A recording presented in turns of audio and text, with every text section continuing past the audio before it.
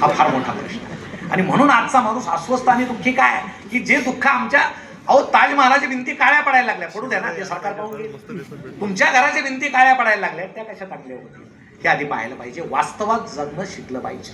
एक तरुण मुलगा त्या मोबाईल मधले सगळे बंगले पाहत होता, कौलारू कोकणातला, हे ते, मी असा बांधील तसा बांधील. त्याच्या डोक्यावर पाणी पडल्यावर त्यानं वर पाहिलं, पत्र्याचं घर होतं, पाऊस येत होता, पत्रे गळत होते. त्याला जाणीव झाली आपण पत्र्याच्या घरात राहतो आणि अशा घरात राहून यातले बंगले पाहणं हे स्वप्न असू शकतं. हे जर वास्तवात उतरायचं असेल तर आपल्याला मोबाईल मधले बंगले पाहण्यात अर्थ नाही, आपल्याला अभ्यास करावा लागेल, कष्ट करावं लागेल. ही वास्तवाची जाणीव आपल्यामध्ये. आणि तुम्हाला खरं सांगू का, या नवीन पिढीला जर कोणी बिघडलेलं म्हणत असेल तर ही चूक आहे.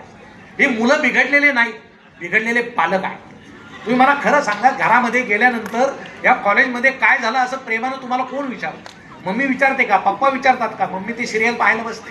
आता घरात तुम्ही पाहता 7ला तर आई सिरियल पाहायला बसते आणि एकदा 7 ते 9 विषयच नाही, प्रवचनाला वाचल्यासारखं बसतात. वडील येतात ते बसतात, आपण त्यांच्या शेजारी बसतो. जेवायला सुद्धा टीव्ही समोर घेतलं जातं, कुणी कोणाशी बोलायचं नाही, टीव्हीतले पात्र बोलतात हे पाहत राहतात. 8ला जेवण ऐन रंगात येतं आणि ब्रेक होतो. आणि 8:15 आता तो पूर्वी अक्षय कुमार यायचा, आता शाहरुख खान येतो. काय घेऊन येतो ते?